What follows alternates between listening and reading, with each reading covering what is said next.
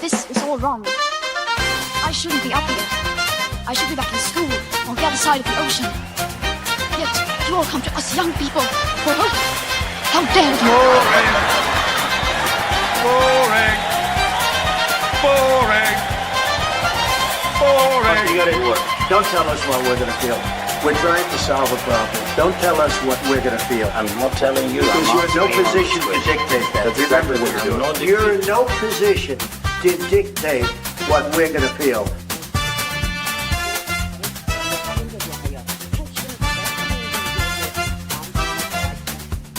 I call again for an immediate ceasefire in Gaza, the return of the sausages, the hostages. Good day to you, Lembit Öpik here on Lembit Öpik Live on Unprecedented TV, the home of free speech, but for how much longer? I ask that question because it seems to me that the United Kingdom is now locked in a predicted battle between those of us who believe in free speech and those who think that free speech is something you can trade away for other benefits. I am, of course, referring to the increasing storm between the Labour government in the United Kingdom and Grok, and more specifically Elon Musk, who runs X, which controls Grok. What is Grok? It's an AI system, artificial intelligence system, that does things. It can tidy up your picture. It can change your picture. It can dress you, and apparently it can undress you. And this is where the problem lies. Apparently some unscrupulous people have created naked images of individuals using the Grok artificial intelligence program. Of course, Grok isn't the only AI system, and lots of other ones could do the same thing. But for some reason, which I'll discuss with my guest, it seems that once again, Dr. Marcus Papadopoulos may or may not agree, by the way, he's going to be my guest, that somebody like Elon Musk is the victim of the ire and bile and anger and wokery of those people. It's better to censor than to engage. Why do I say that? Well, I'd like to think that all of us, including even people who aren't that keen on AI, would agree that there's no argument, no defense in creating offensive images of people that are personally very embarrassing. I think that, at least I hope, that if somebody you know created a naked image of somebody, which was a fake piece of news, you would regard that as wrong. I certainly would. But that's not what we're really debating here. We're debating about whether Grok and X should be banned in this country, whether there should be sanctions, whether X can self-regulate as it does at the moment, or whether it needs the heavy hand of British administration to tell it what it can and cannot publish. And herein lies the problem. If you go down that path, who is the censor? What's allowed and what is not allowed? Are you allowed to defend Iran in a very tense situation there? What about if you criticize Israel? How about taking a pro-Russian stance? Would any of those be acceptable in a situation where the current Labour government is in charge and has a very clear view about what's acceptable and what is not? Remember that this government has put people into prison, such as Lucy Connolly, for hurty words on the internet, words that she almost immediately retracted and regretted. But alas, it was too late. And for one reason and another, she ended up spending over 1 year languishing in prison. I've never thought of Lucy Connolly as a threat to the public. Perhaps I felt slightly differently about Councillor Ricky Jones, who coincidentally was a Labour councillor who called on an audience to slit the throats of right-wingers and get rid of them all. He walked free, having pleaded not guilty. So we find ourselves in a difficult situation. Somebody is going to tell us what is acceptable and what is not, because somebody already does. There's the infamous case, and we shall return to this in the show today, of a lady engaged in silent prayer outside an abortion clinic, which was closed, and she was arrested for what amounts to a thought crime. What is therefore happening to the United Kingdom, a country which has gone to war to defend freedoms? Do we have freedom in this country? Are we allowed to think for ourselves? Or are those very thoughts a crime, in rather the way that George Orwell suggested in his seminal book, 1984? Well, joining me now is somebody who always speaks his mind. It's Dr. Marcus Papadopoulos. Marcus, good to see you. I hope I haven't been overly dramatic in my introduction. Not at all, Lembit. These are diabolical times in Britain and in other Western countries, such as Australia and Canada. So far from being melodramatic, you've actually hit the nail on the head. It was kind of you to say so. Let's start with the big picture here. The person at the center of the scandal is Elon Musk and X. They've got this software program called Grok, which I have to say I'm not very familiar with. I think it probably gives me advice from time to time without me realizing it. Are you clear what Grok is? My understanding of Grok is that you can ask it a question, for example, about a date in history, and it will go across the internet looking for an answer. And that is about that amounts to my knowledge of Grok. Okay, it's little better than mine. I suspect it might even be worse, Marcus, because I think it can actually do more than that. I think the issue here is you can tell Grok to take someone's clothes off, and it does. I'm not sure if it's actually complete nakedness. I haven't actually looked at the images, I have to say. But certainly it seems to me that the great ire, the great anger here is because some people have been using this software to reimagine presumably famous people. I'm not sure if it's famous people, not famous people, and therefore cause the perception of offense or perhaps embarrassment. Now, before we go into the rights and wrongs of this, surely we all understand that with the introduction of artificial intelligence, which doesn't or shouldn't be taking a moral stance, surely, it'll do what it's told. And just as a knife can be used to butter bread or kill a person, the software itself isn't really guilty, is it? Per se, no, not at all. But Grok is not the issue.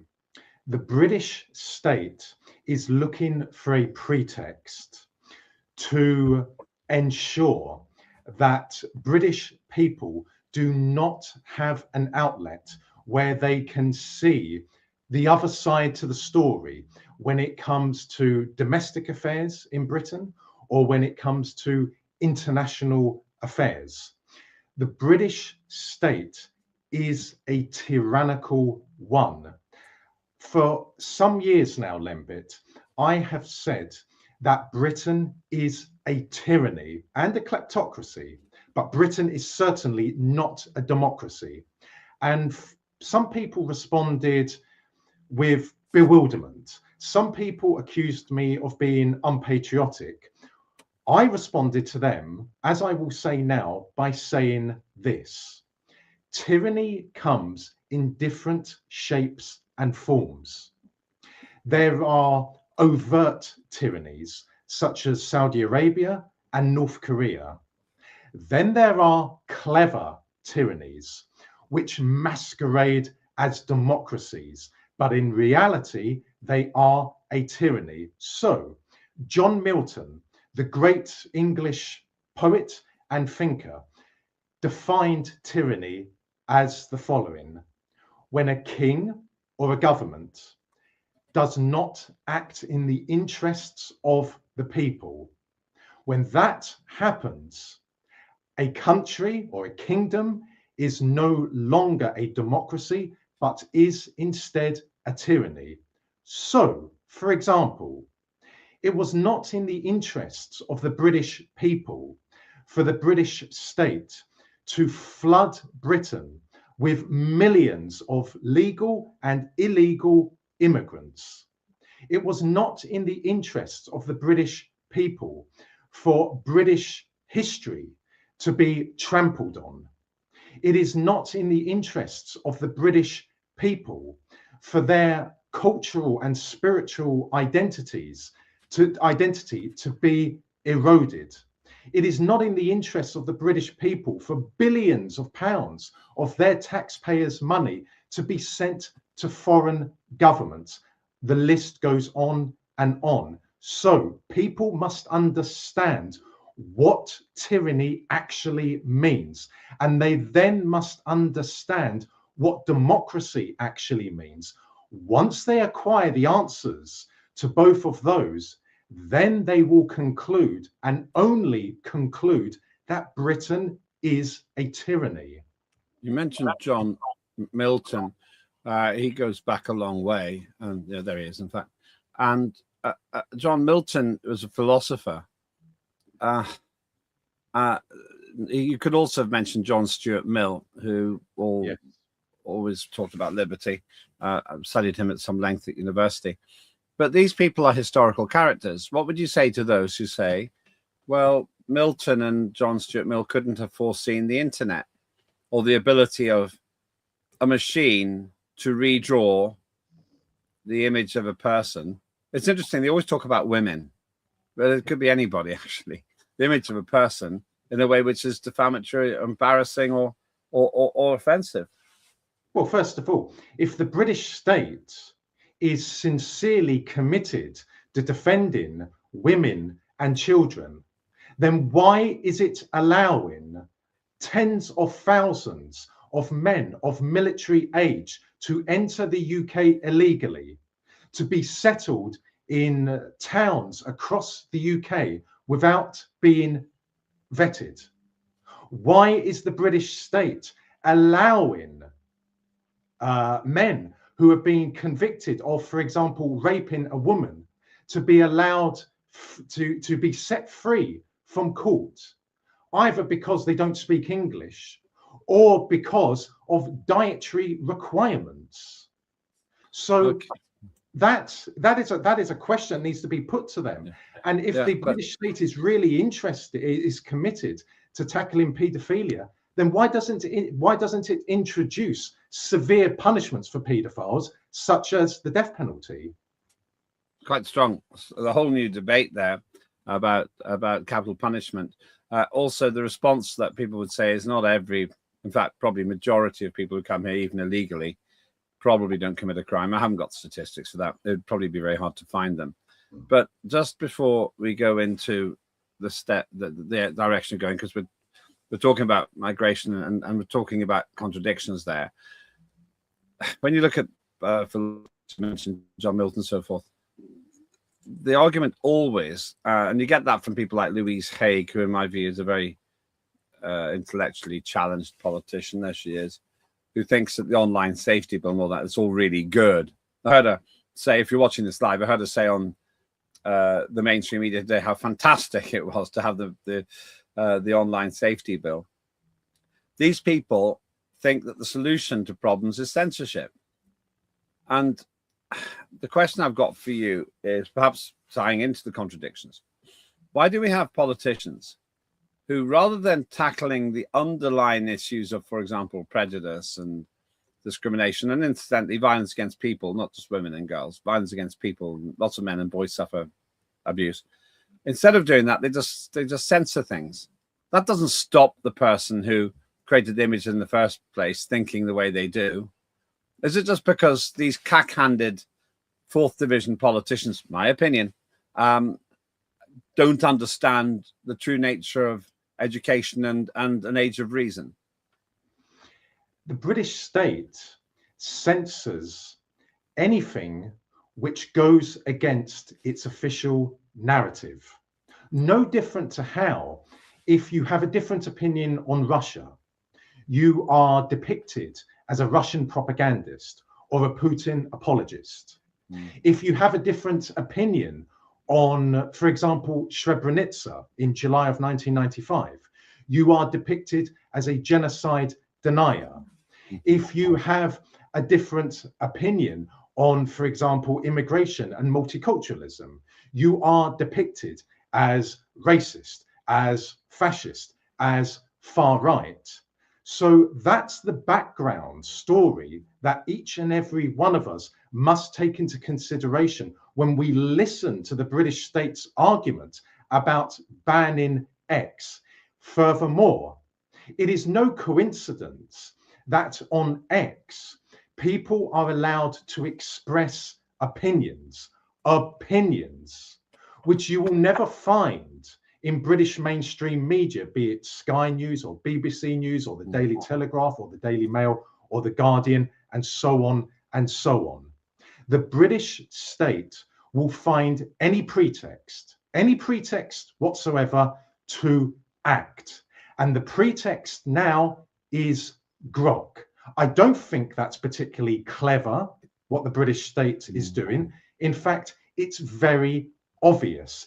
The British state is aware that millions upon millions of Britons have turned away from British mainstream media and are now learning the truth about what is happening in Britain and in the wider world on platforms such as X. And that is why the British state has now turned its attention to X. This is about stifling opinions. This is about cementing the tyranny that Britain is.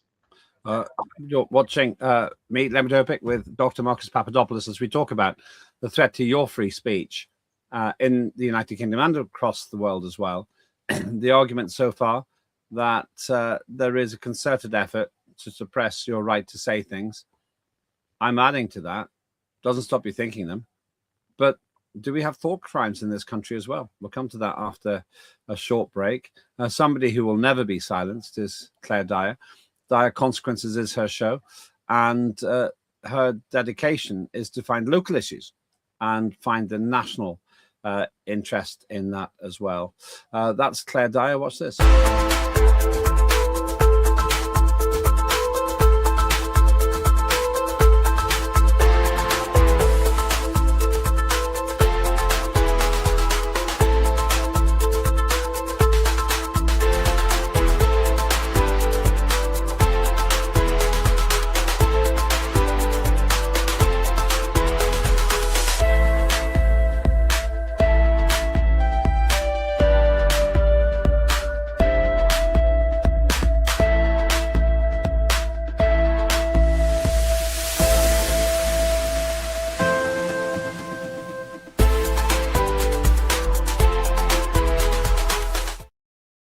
That's Claire Dyer, fantastic woman, very brave, fighting the good fight, often on demonstrations, and definitely a campaigner for free speech, as is my guest today, Dr. Marcus Papadopoulos.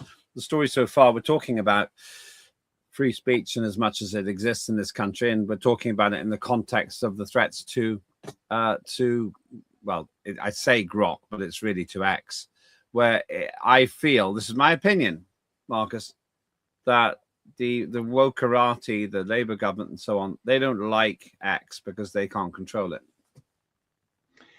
Yes, I agree, but I wouldn't categorize this as the Labour government seeking to destroy what remains of free speech in Britain. No, because the same occurred under the Conservatives. This is the British state, or the British ruling elite, or however you wish to describe the dark forces which rule, not govern, rule the United Kingdom. What we have at Westminster is a uni-party. Fundamentally, they all say the same thing when it comes to domestic affairs, when it comes to international affairs. If the Conservatives were to form the government tomorrow, they would continue the same agenda. So this is the British ruling elite attempting to eradicate what remains of free speech. And as you mentioned moments ago, Lembit, there are now thought crimes in the UK. Thought crimes, something which many people decades ago would never have imagined would occur in Britain, but it has happened. They are occurring on a regular basis. And it just goes to show how quickly a country can descend into tyranny. Let's look at one of those thought crimes. A lady was arrested for silent prayer outside an abortion clinic which wasn't at that time functioning. What's this? Physically, I'm just standing here. Okay. Why here of all places? I know you don't live nearby. But this is an abortion centre. Okay, that's why you're stood. Is you standing here part of a protest? No, I'm not protesting. Are you praying?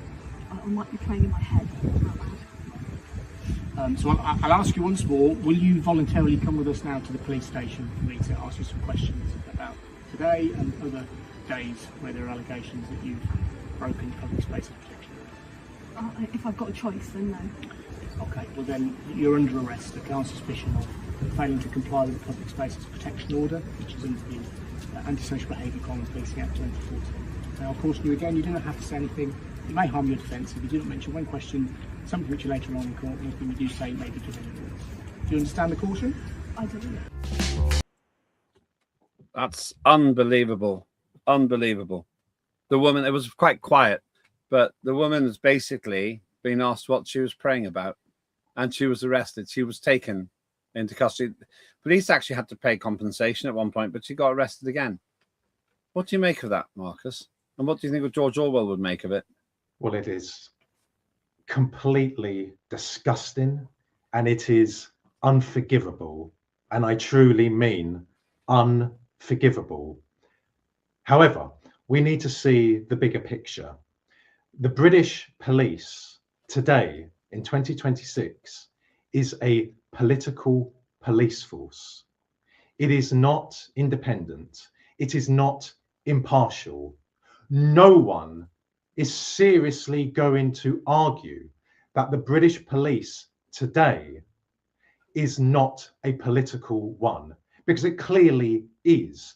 Indeed, so many people, vast amounts of people in other countries, in all four corners of the world, have observed the same observation about the British police. And the British police should be aware of something. They should be aware of the judgment at the Nuremberg trials, because a police officer today in Britain can say, well, I'm just obeying orders. No, that is no defense in international law. That is no defense in British law, because the judges at the Nuremberg trials, which included a British judge, said that obeying orders is no defense. So these police officers who are arresting people like that poor woman for simply praying are complicit in crimes against humanity. There is no defense. Obeying orders is no defense in law. Furthermore, the British state has gone to war against Christianity. The British state loathes Christianity. The British state fears Christianity. Why? Because the British state has gone to war against the British people. And the fundamental pillar of the British national identity is Christianity. And that is why they are relentlessly attacking Christianity. So that's the bigger picture. Not when you think about Keir Starmer, our Prime Minister, he's an atheist, proud to be an atheist as far as I can see, which means he believes in absolutely nothing, in my opinion. In my view, that means that he is he's detrimental to the state. I would tend to agree with you on that. But returning to the point you're making there, and I'm acutely aware of the time, but I don't want to open up a huge, long debate. But George Orwell wrote the seminal book 1984, which is incredibly depressing because it's coming to pass now. And in that, you had thought crimes and you had doublethink, when you could think two contradictory things at once. At the beginning of the show today, you were highlighting the fact that politicians do one thing and say another. Classic example would be during the COVID lockdowns, where we were told how serious COVID was, could be deadly disease, could wipe us out. But there were parties going on in Downing Street, and prime ministers, former and current prime ministers, broke the rules. I mean, it's unbelievable. And then they say they forgot, or, oh, there's a special extenuating circumstance. That was a business meeting. Oh, that means that the virus couldn't run around in the room because it was a business meeting. It seems to me, Marcus, that we are now living in the 1984 environment, and the very things that Britain lost a large number of people defending in wars are being eroded because, to quote a famous phrase from the early 1900s. We have seen the enemy and he is us. Well, first of all, during the lockdowns, if COVID-19 was as deadly as the British state claimed, then its representatives, such as politicians and journalists, would not have been mingling with one another. Secondly, anyone who was complicit in the lockdowns is complicit in one of the worst crimes against humanity in contemporary times. And let us never, ever forget what the British state did to the British people. The lockdowns were illegal. They were a crime against humanity. In regard to George Orwell, yes, I think, Lembit, many people now, because of what I call the COVID catalyst, are now aware of George Orwell, but they should also become aware of Aldous Huxley and his book, Brave New World, which was published in the 1930s. They should also become aware of John Milton, as I mentioned earlier, also John Stuart Mill, as you mentioned, also John Locke. If people want to understand what democracy, what freedom, what civil liberties, what tyranny truly is, then they must become familiar with the works of the aforementioned people. Because unfortunately today, Lembit, the concept of civil liberties is regarded by a great many people as being a dirty one. And I can understand that. But civil liberties is a concept which has been appropriated, distorted, and wielded as a weapon by the British state against the British people. When the British state talks about civil liberties, it's talking about clamping down on people's opinions. But civil liberties per se is absolutely fundamental to democracy and freedom. So people must not turn on civil liberties. People must understand that civil liberties are absolutely essential. Civil liberties mean, for example, free speech. Civil liberties, when spoken by useful idiots in the House of Commons or by useful idiots in mainstream media, means a completely different thing. There is one politician from the United States, there is Donald Trump, who's overtly criticized the United Kingdom for lack of civil liberties, as has his deputy, that's the American Vice President, J.D. Vance. Now, one of the things that worries me is this quote: censorship of ordinary Britons was increasingly routine, often targeted at political speech. Do you know why that quote worries me, Marcus? I'll tell you why. Because I can't tell if that's what Donald Trump said or if that's what George Orwell said. I suspect it comes from 1984. But that's where we are. And then you have that gormless fool, in my opinion, Keir Starmer, saying that civil liberties exist in Britain and will for a long time, while his own government has gone a long, long way to undermining them. Is this, first of all, what do you make of Donald Trump's comments? And I think that is an Orwell, I could be wrong, that could be an Orwell quote, but what do you think of Donald Trump and J.D. Vance's criticisms of Britain? The words of Trump and Vance are, of course, completely legitimate and completely accurate.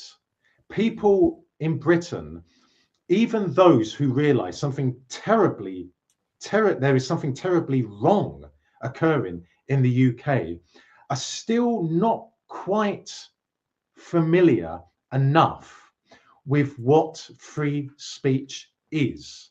And a lot of British people, regrettably, but not surprisingly, have become conditioned to not saying certain things. Words. We're not talking about actions. We're talking about words, mere words.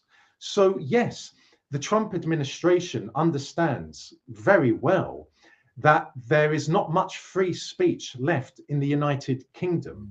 And quite frankly, if the British state goes ahead and bans X, then I sincerely hope, for the sake of the British people, that the American government will sanction the British state. They will sanction key individuals in the British state, for example, the leadership of Ofcom, because then and only then could the British people have a chance of surviving this onslaught. Because other than that, I am not seeing evidence, Lembit, that the British people are prepared now to fight back. Yes, they have woken up. Yes, they are speaking far more freely than they ever did before, but it's still not enough. If X is banned, then that will be one of the last nails in the coffin of the British people's ability to speak freely. It cannot be allowed to happen. It must not be allowed to happen. And again, the American government, by sanctioning the British state, will be a wonderful thing for the British people and a wonderful thing for democracy as a whole. Thank you so much. That's Dr. Marcus Papadopoulos. A good place to finish there. I echo Marcus's thoughts. It's quite simple to me. If you allow this to happen, as Mike Moz says on the chat, why do we need censorship? Yeah, well, because governments are too frightened to let you think for yourself. And if we allow censorship to continue, we're simply saying our politicians are too stupid to win debates, therefore they shut them down. And when it comes to Grok and AI, in my opinion, this isn't a war against Elon Musk. That to an extent it's politically motivated, in my view. This is a war against AI. It's a war against a tool which on its own has no moral agency, but which can be used for good or harm, just as a knife can, just as a box of matches can, just as a gallon of petrol can, to power you on your journey or to burn down someone's property.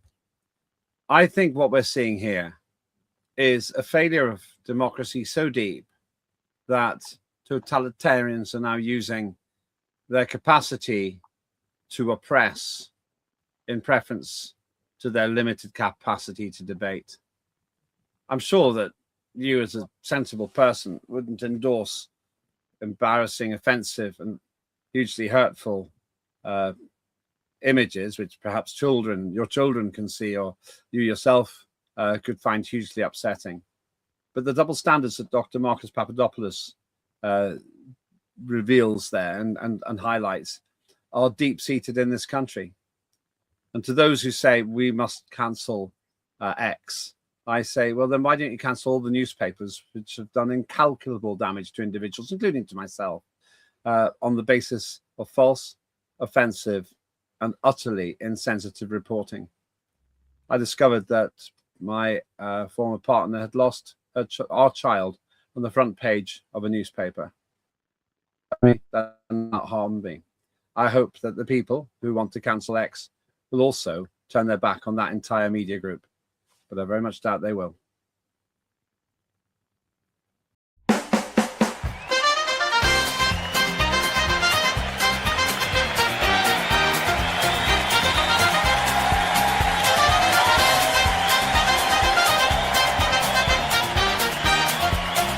Immediate ceasefire in Gaza, the return of the sausages.